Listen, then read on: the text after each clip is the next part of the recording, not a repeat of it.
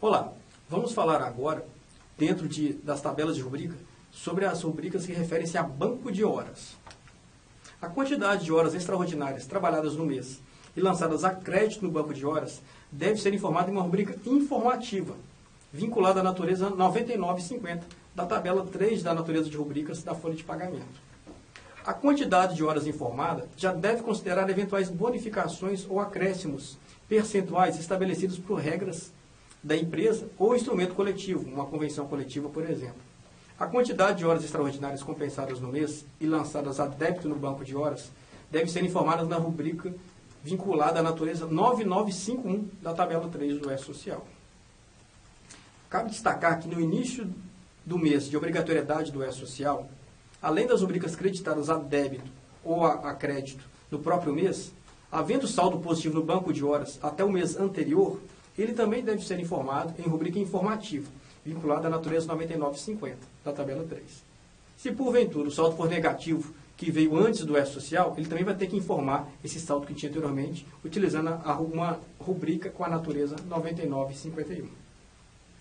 A quantidade de horas trabalhadas e compensadas que forem objeto de regime de compensação mensal previsto no artigo 59, parágrafo 6º da CLT, que não se relaciona com o regime de banco de horas, não deve ser informado nessas rubricas.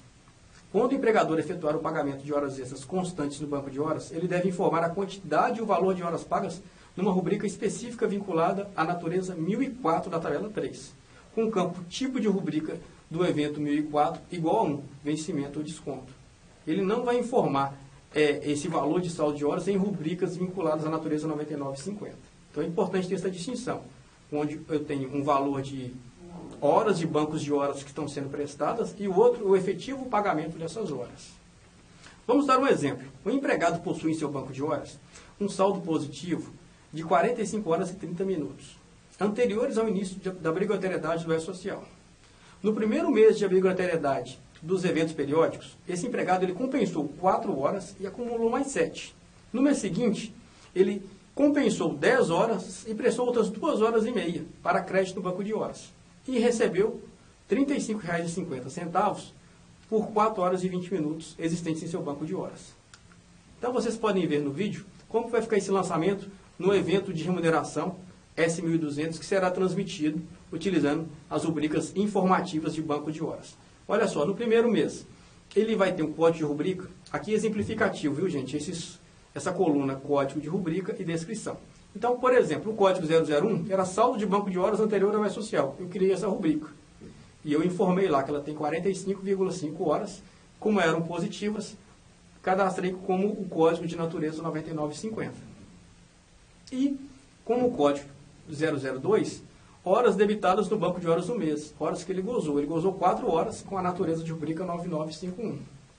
E, naquele mesmo mês, eu cadastrei uma rubrica com o código 3, horas creditadas em banco de horas no mês, foram 7 horas creditadas, e aí, como são positivas, elas terão a rubrica 9950. Como é que ficou no segundo mês? No segundo mês, repetindo a rubrica 002, horas debitadas no banco de horas. Ele utilizou 10 horas na natureza de rubrica 9951.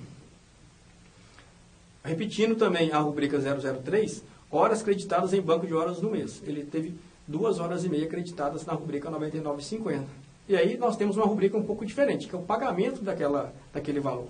Então eu cadastrei uma rubrica 004, horas extras do banco de horas pagas.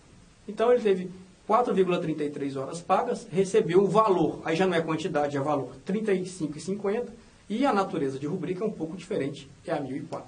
Ok? Até o próximo vídeo.